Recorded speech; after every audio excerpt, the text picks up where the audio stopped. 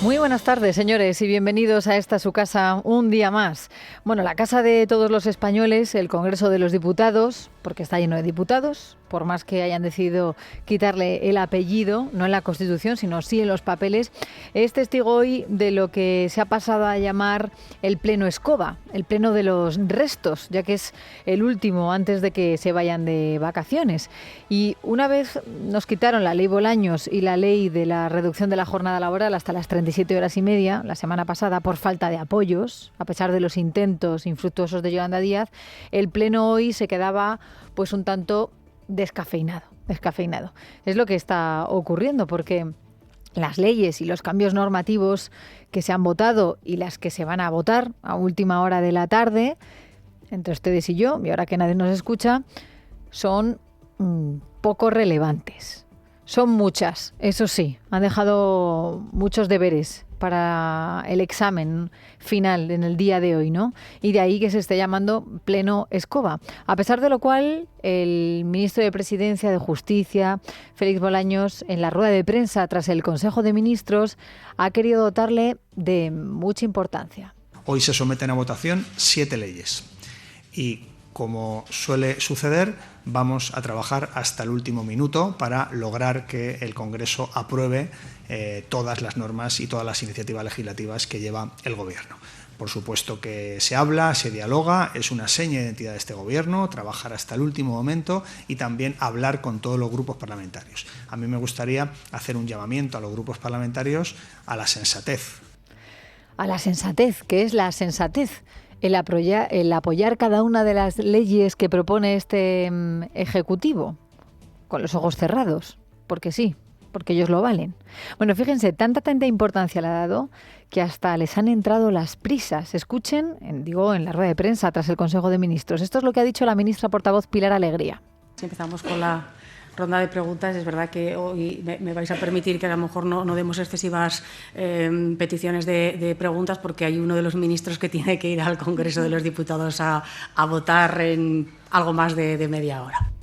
Claro, no fuera a ser que les fueran además a preguntar demasiadas cosas, ¿no? Por ejemplo, por Santos Cerdán, por las mordidas, por los contratos fraudulentos o las prostitutas colocadas en el sector público, las saunas del suegro con participación familiar a modo de tesorería del suegro del presidente del Gobierno. Claro, había muchísima prisa, se tenían que ir, ¿no? Claro, aún así, el Pleno esta mañana ha comenzado con toda la bancada azul, ya saben dónde se sitúan los miembros del Gobierno, completamente vacía. Y poco a poco han ido llegando algunos asistentes. Pero era muy importante el Pleno, ¿eh? Era importantísimo. Carlos Sánchez está fuera de España, lo saben. Yolanda Díaz, aún no teniendo agenda, porque claro, no se ha debatido la reducción de la jornada laboral, como dijo que iba a ocurrir, pues se ha ausentado también. La vicepresidenta María Jesús Montero o Sara Agesen no han estado en el principio del Pleno. Han llegado un poquito más tarde, y lo mismo ha ocurrido con Félix Bolaños, que claro, estaba en el Consejo de Ministros y después pues ha tenido que irse corriendo pues para ir hasta el Congreso de los Diputados, con el objetivo de ¿qué? De arañar hasta el último minuto, hasta las 7 de la tarde, explicaba él que sería la votación, para negociar con todas las formaciones políticas, para que salgan adelante algunas de las leyes que promueven. Así que bueno, la tónica general es que solamente 8 de los 22 ministros han pisado hoy el Congreso de los Diputados en algún momento. Tampoco es que hayan coincidido todos. Claro, tenían otras prioridades, ¿no? ¿Qué se votaba en este último examen antes de las vacaciones? Entre otras cosas, bueno, la convalidación de 3 decretos ley, uno sobre entregas a cuenta a las comunidades y a los ayuntamientos, para que vayan tirando, ya que no hay presupuestos generales del Estado, no se han presentado para este año.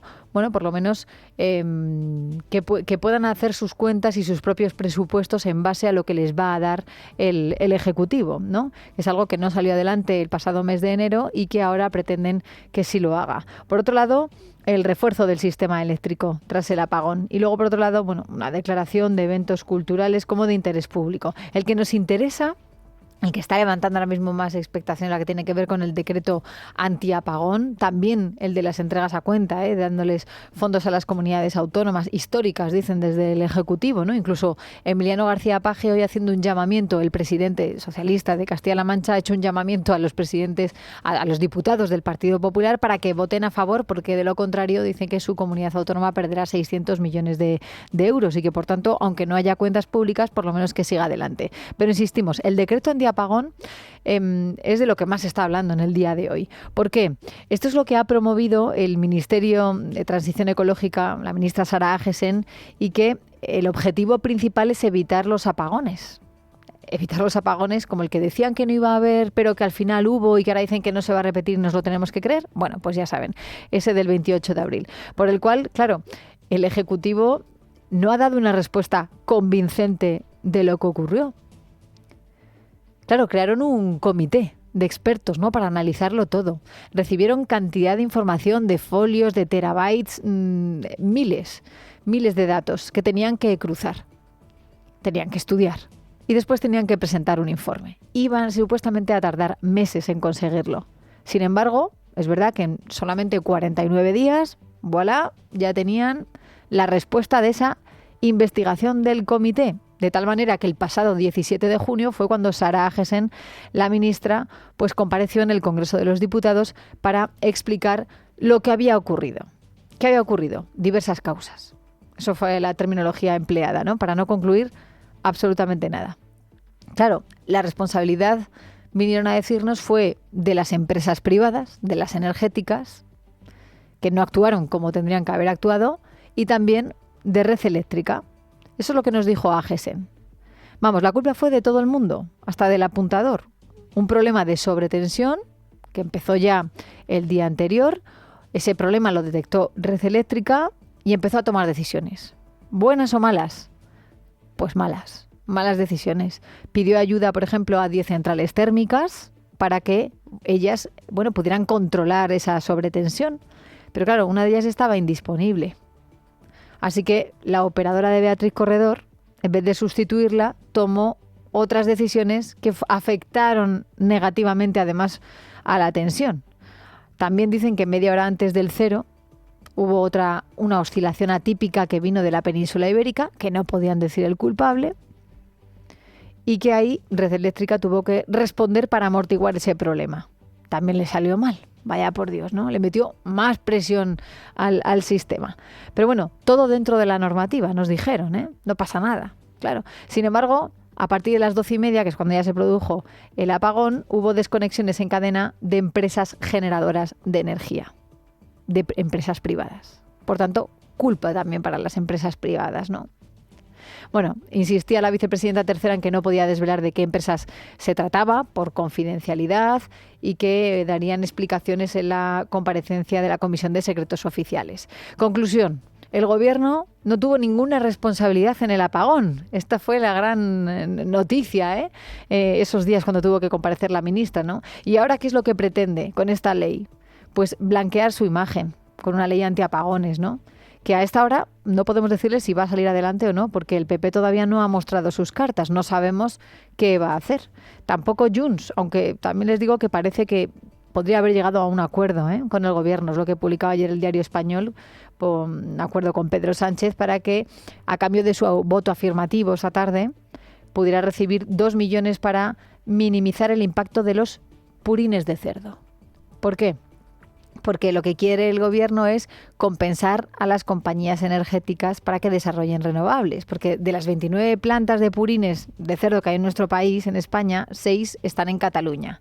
Y 2 de ellas tienen riesgo de cerrar si no siguen recibiendo las ayudas, ¿no? Se les acaban las ayudas a final de año y, por tanto, piden desde hace meses una prórroga. El auxilio llega ahora, claro, en forma de dinero, de esos 2 millones para que transformen su empresa, para que las conviertan en plantas de biogás. Así que, bueno, Junts parece que podría estar más cerca de ese sí, ¿no?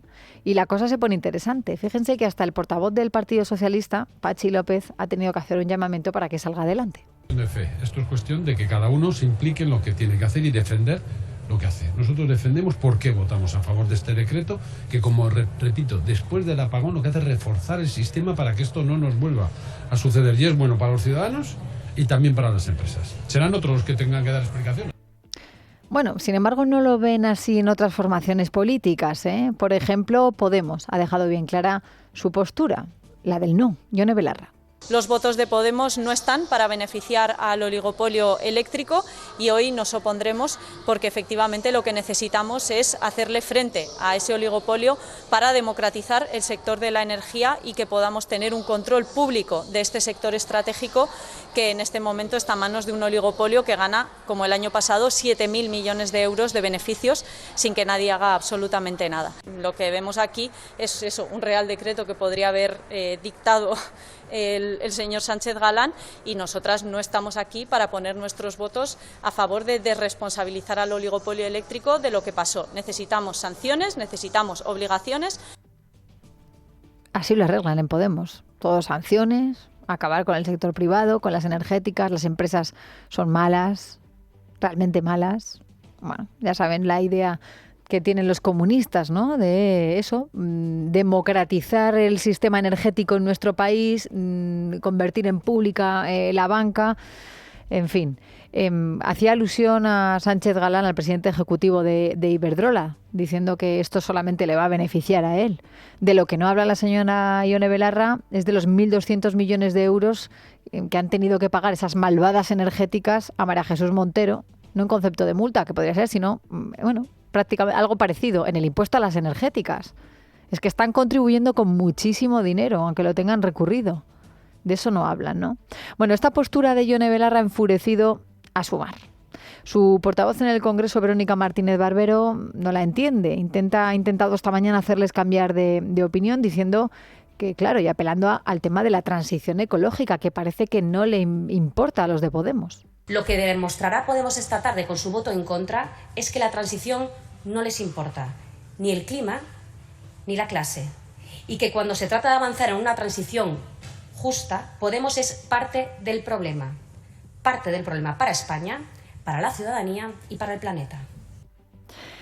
Sumar nos explica esta mañana, claro, por qué lo defienden. Primero porque están en el gobierno y esta medida, aunque viene del ministerio de Sara Agesen, socialista, bueno, pues la ven con buenos ojos, ¿no? Porque dicen que al final va a haber un mayor control público del sistema eléctrico.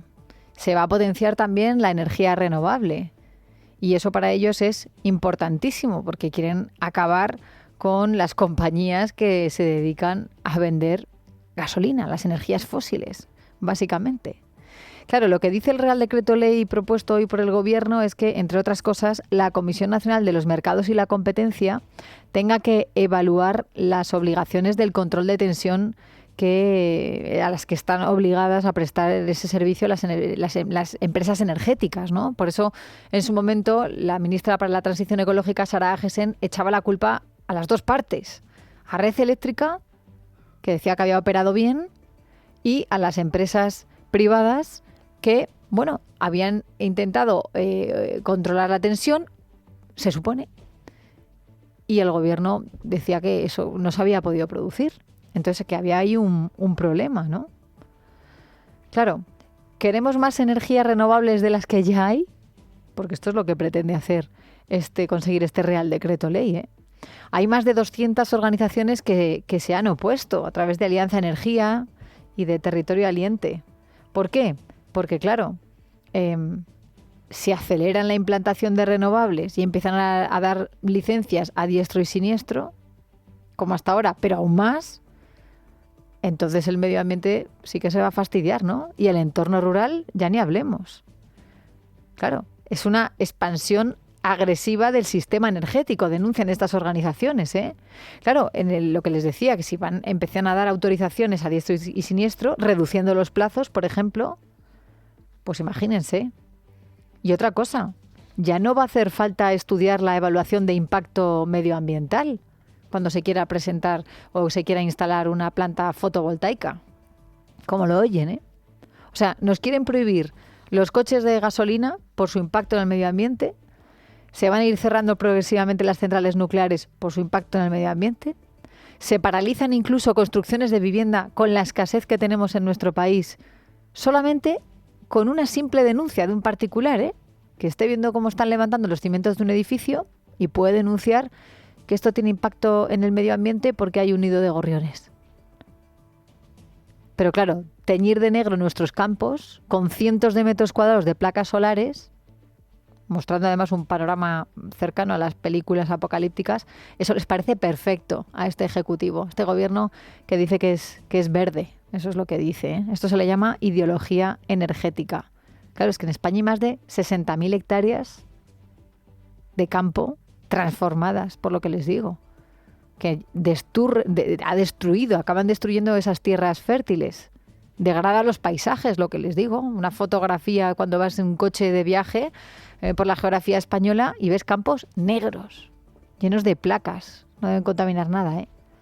Y luego, otra cosa, otro problema, los lobbies de las renovables. Claro, es que hay un lobby industrial renovable que sigue haciendo presión para conseguir todas estas licencias. Así que bueno, este es uno de los puntos clave del día de hoy, de esta tarde, y que veremos qué es lo que ocurre finalmente en el Congreso de los Diputados. Pero ha habido otro asunto del que se ha hablado hoy también, lo que tiene que ver con la corrupción que afecta al Partido Socialista, al Gobierno, también al Partido Popular, por el sumario de Montoro, de Cristóbal Montoro, el exministro de Hacienda, en este pleno. Fíjense, por otro lado, y eso ahora les contaré lo que ha dado de sí en el Congreso, pero el exsecretario de Organización del PP, Santos Cerdán, ya saben que está investigado por ese presunto papel de repartidor de mordidas a la hora de adjudicar obra pública. Él está en prisión preventiva, como saben, desde el pasado 30 de junio, cuando el juez Leopoldo Puente así lo decretó. Y hoy el Tribunal Supremo tenía que decidir si lo va a mantener en Soto del Real o atiende a la petición de sus abogados de sacarlo en libertad. De momento no tenemos noticia. Miguel Ángel Pérez, buenas tardes. Buenas tardes. A la espera de la resolución de la Sala Apelación del Tribunal Supremo sobre la puesta en libertad o no de Santos Cerdán, fuentes jurídicas consultadas por Libertad Digital afirman que su defensa ha argumentado que el riesgo de destrucción de pruebas que apreció en su día el magistrado instructor Leopoldo Puente para enviarle a prisión provisional, concretamente a la cárcel de Soto del Real, el pasado 30 de junio, podría haberse disipado con un registro que se podría haber acordado desde que dejó de ser diputado y por tanto aforado el pasado 16 de junio. Sobre esto, los letrados que defienden al exsecretario de Organización del PSOE Santos Cerdán, Benet Salellas y Jacobo Teijelo, han destacado que cuando este entró en prisión entregó su móvil a su familia y que desde entonces ha estado en su vivienda. A ello han sumado que avisaron al propio Supremo de que la familia se mudaría el pasado lunes sin que tampoco se actuara. Hemos pasado, dicen, de una presunción de inocencia a una presunción de indecencia, sostienen los abogados defensores, así lo han dicho ante la Sala de Apelación del Supremo, formada por los magistrados Juan Ramón Verdugo, Antonio del Moral y Pablo Llarena, este último como ponente de la resolución. Fuentes de su defensa afirman que el exsecretario de Organización del PSOE se encuentra muy bien de ánimo en la prisión de Soto del Real porque ha visto tantas desgracias que considera que lo suyo es cosa menor. Bueno, pues estaremos pendientes de qué es lo que ocurre finalmente, lo que dicen desde el Supremo, ¿eh? Pero recuerden que Cerdán ha estado negando el haber recibido dinero, incluso que el PSOE haya recibido dinero de esas adjudicaciones irregulares durante la época de José Luis Ábalos al frente del Ministerio de Transportes. Aún así, el juez Leopoldo Puente consideraba que existe un homogéneo, y consistente conjunto de indicios verdaderamente extraordinario de que Cerdán habría incurrido en delitos de integración en organización criminal, de cohecho y de tráfico de influencias. Por todo ello, decidió enviarlo a prisión, entre otras cosas, por el peligro fundado de que pudiera ocultar o destruir pruebas o incluso alterar pruebas, ¿no?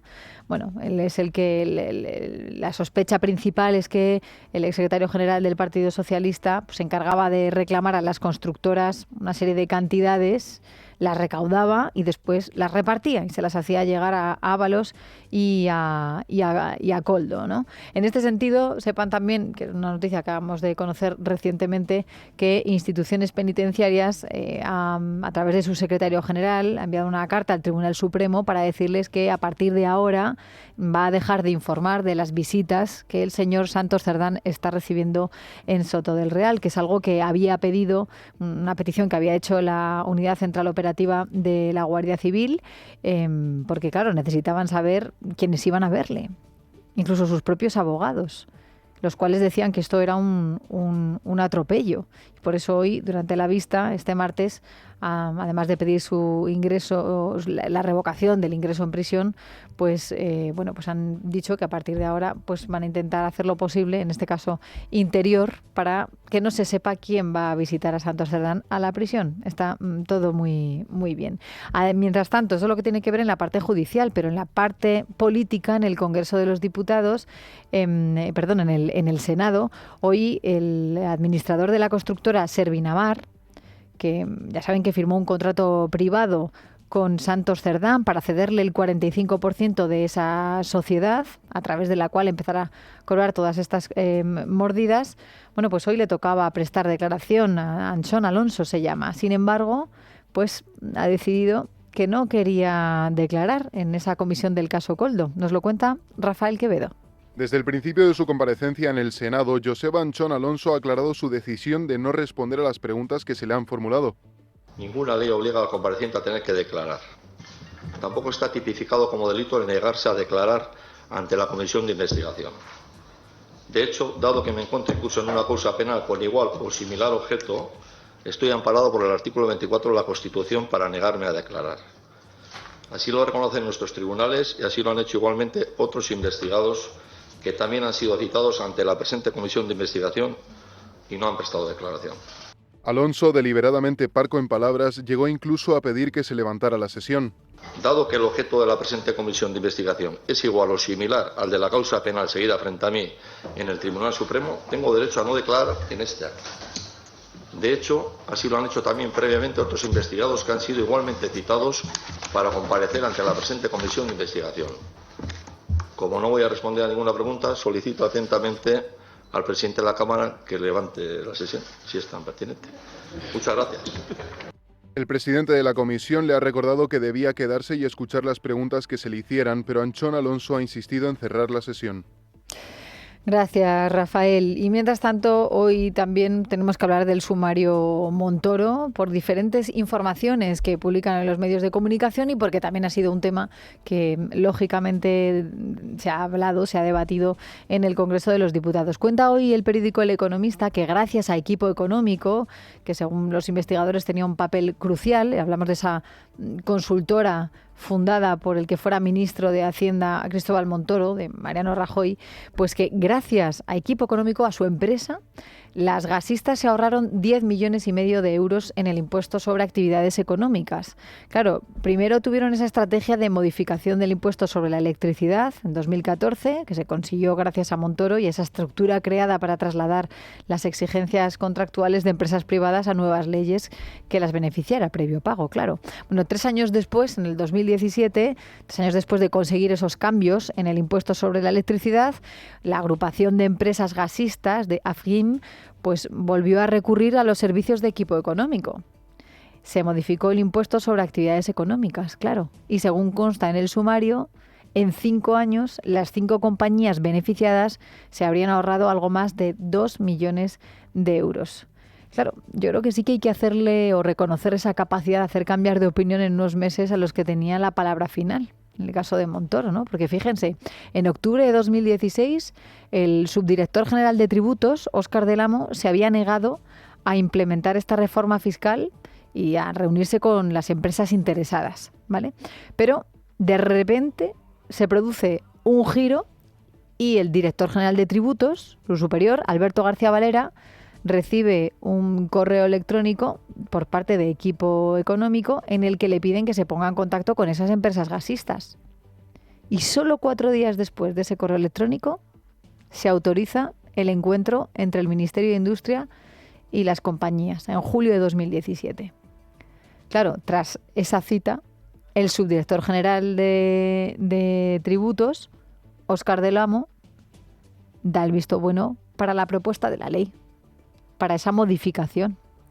Pero fíjense, más informaciones. Esa supuesta intermediación de Equipo Económico de Montoro para beneficiar a empresas no solo afecta a gasistas, de las que ya hemos hablado, sino también a casas de apuestas, a Codere, que según El Economista pagó 679.000 euros a la consultora para beneficiarse de la ley del juego.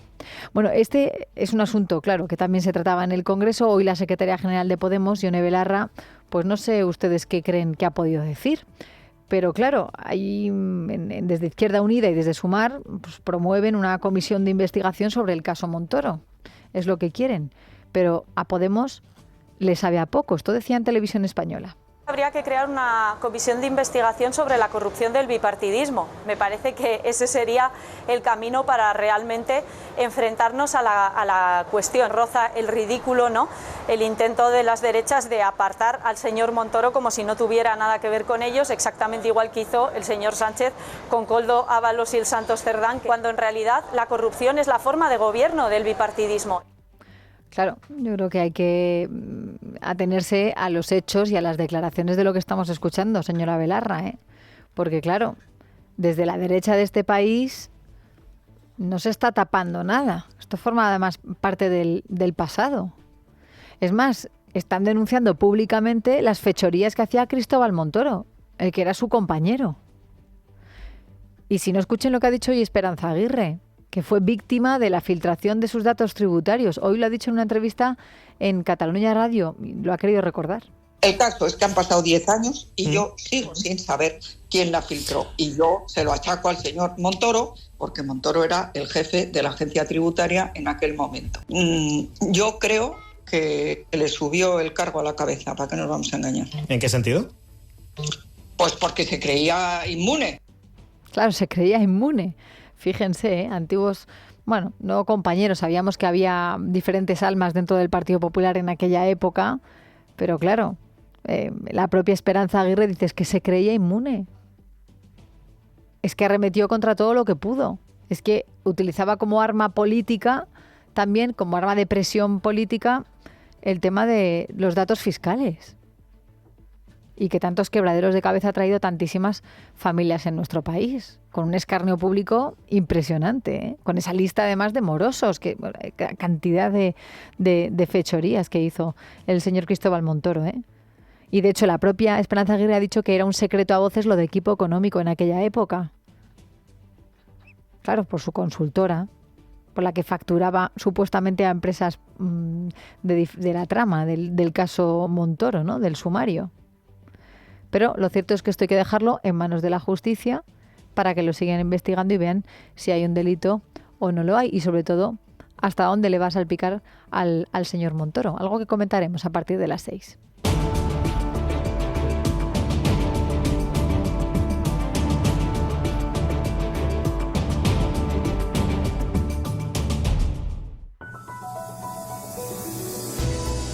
Son las 4:28, las 3:28 en las Islas Canarias. Les resumimos ahora otras noticias de este martes 22 de julio. Esther Nieto, ¿qué tal? Buenas tardes. Buenas tardes, Leticia. Vamos a comenzar con la ley con la que el Gobierno pretende amedrentar a los medios de comunicación para que a partir de ahora se piensen dos veces si deben publicar o no determinadas informaciones. Y es que el Consejo de Ministros ha aprobado hoy el proyecto de ley de información clasificada que sacará a la luz los documentos reservados del franquismo y la transición. El texto pretende sustituir a la Ley de Secretos Oficiales aprobada durante el franquismo y que aún está vigente, pero que ahora se derogará. El principal cambio es que se establece por ley un límite de 45 años para desclasificar automáticamente información de alto secreto. Lo más relevante del texto es que introduce sanciones administrativas para quien desvele información clasificada, con multas que oscilan entre los 30.000 euros y los 2,5 millones de euros en los casos más graves. Sanciones, por cierto, que pueden imponerse no solo a los funcionarios y cargos públicos que conozcan la información clasificada por motivo de trabajo, sino también a cualquier persona física o jurídica que tenga acceso fortuito a la misma y permita que se difunda por acción u omisión. La figura de los periodistas es relevante, tal y como ha explicado el ministro de la Presidencia y Justicia, Félix Bolaños, pero aún así no estarán excluidos de las sanciones, así lo ha advertido Bolaños. El régimen es más proporcional, habida cuenta de que hoy la revelación de información clasificada está únicamente tipificada en el Código Penal. De tal manera que hoy revelar una información clasificada es un delito que conlleva cárcel. Ahora, hacemos también un esfuerzo de proporcionar mejor las consecuencias de una revelación y además del régimen penal que ya existe, que lleva en vigor desde el año 1995 en el Código Penal del 95, también ahora habrá infracciones administrativas que tendrán que ver con una cuantía económica. Bueno, y hoy el Consejo de Ministros también ha aprobado el anteproyecto de ley orgánica reguladora del derecho al secreto de los profesionales de la información y de los prestadores de los servicios de medios de comunicación. Con este anteproyecto, que tendrá que pasar el proceso de audiencia pública, se desarrolla por primera vez una protección legal para el secreto profesional en el ejercicio del derecho a la información, como recoge la Constitución y el marco normativo europeo. Bolaños ha asegurado que han desarrollado esta norma de forma consensuada con asociaciones y sindicatos del sector. Pretendemos favorecer la efectividad del derecho al secreto profesional de los profesionales de la información y de los prestadores de servicios de medios de comunicación. Y lo hacemos protegiendo la confidencialidad de sus fuentes y dotando de claridad y seguridad jurídica tanto a su contenido como a su ejercicio.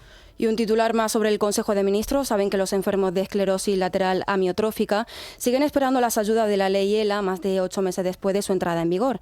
De hecho, las asociaciones de pacientes no han dejado de reclamarlas y en este sentido hoy hay novedades. Un pequeño respiro para los pacientes porque el Consejo de Ministros ha aprobado una subvención de 10 millones de euros para apoyar a las personas en fase avanzadas de la enfermedad y que necesitan cuidados permanentes durante 24 horas. Es una solución temporal mientras se implanta la norma.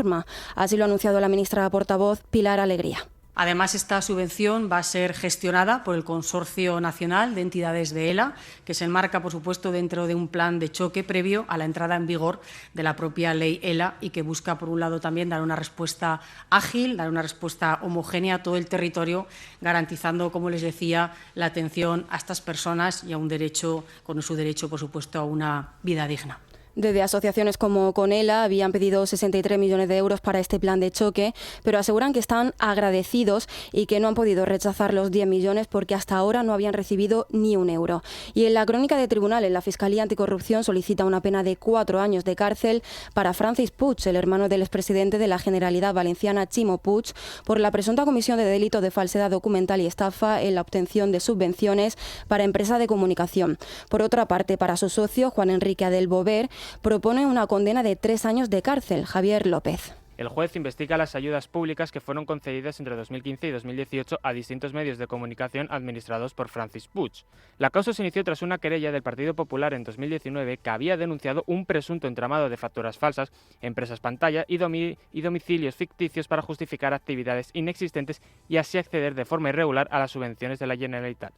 Tras conocer el escrito de la Fiscalía, el PP de Valencia no ha tardado en mostrar su reacción. Para los que supuestamente habían chorizado el dinero, se devolverá a la Generalitat Valenciana y que después de una sentencia por la negligencia que ha tenido el gobierno de Ximo Puig, Mónica Oltra y en este caso Vicent Barsà, que era el consejero responsable, va a hacer que el dinero que han cobrado, insisto, con facturas falsas, nunca se volverán a las arcas de la Generalitat. A les arques de la Generalitat.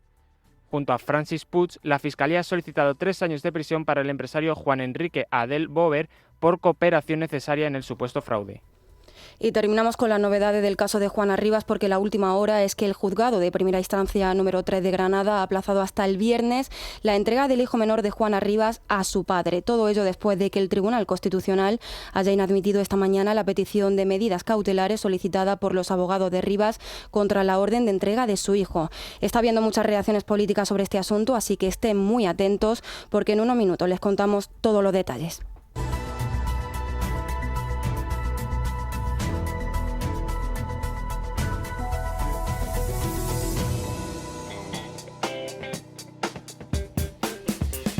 Y en deportes estamos muy pendientes del Tour de Francia, de los últimos kilómetros de la etapa del Mont Ventoux. Guillermo Domínguez, ¿qué tal? Buenas tardes. ¿Qué tal, Esther? Muy buenas tardes. Así es, ahora mismo encabeza Ben Hill, el irlandés, Peret Peintre, el corredor francés, que se van a jugar el triunfo en este etapón del Mont Ventoux, el gigante de la Provenza. Lo ha tenido Enric Mas ahí, pero finalmente parece que el corredor mallorquín del Movistar se va a quedar con la miel en los labios, aunque ha podido reengancharse afortunadamente a ese grupo de cabeza. Así que están los tres Pérez Peintre, Gili, Enric Mas y también se ha unido el colombiano Buitrago, así que el triunfo final de esta etapa, la 16ª del Tour de Francia, se va a decidir entre estos 4 corredores que aventajan en 1.47 al grupo del maillot amarillo. Tadej Pogačar, el esloveno, gran favorito para hacerse con la victoria o con su 4º Tour de Francia, a la par ahora mismo con el danés Jonas Vingegaard, que es el que le precede en la clasificación general a poco más de 4 minutos del corredor esloveno, así que muy pendientes. Queda 1,5 kilómetros para llegar a la cima del Mont Ventoux, donde, recordemos,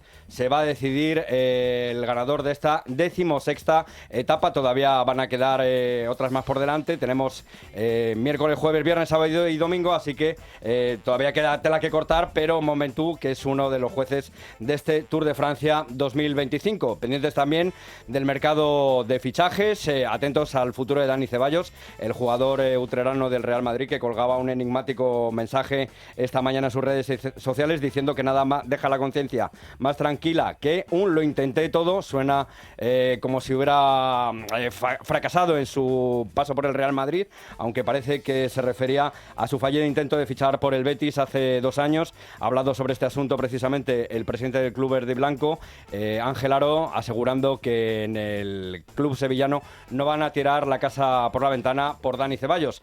Vamos a ver qué ocurre también con Marcus Rashford, que todavía no es oficialmente jugador del FC Barcelona, a pesar de que el inglés aterrizaba el pasado domingo en el Prat y el lunes, ayer por la mañana, pasaba el preceptivo reconocimiento médico, pero como insistimos, todavía no es oficialmente jugador del FC Barcelona. Y hay que hablar también de una protagonista catalana, una joven, se llama Iris Thió, que se ha proclamado campeona del mundo del solo libre en los mundiales de natación que se están disputando en Singapur. Así que oro para Iris Thió, consiguiendo así algo que no pudieron lograr en su día ni Gemma Mengual ni Ona Carbonell. Gracias, Guillermo. Hasta luego. En casa de Herrero, Es Radio.